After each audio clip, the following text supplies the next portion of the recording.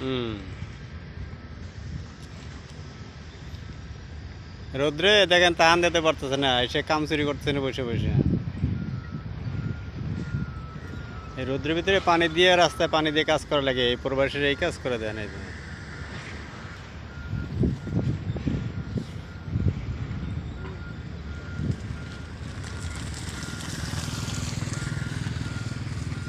এই আমাকে সেফটি দেয়, সেফটি।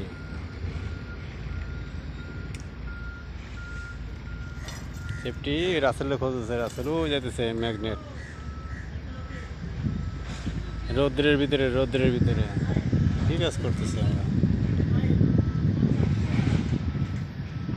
40-45 ডিগ্রি টেম্পারেচার রৌদ্রের।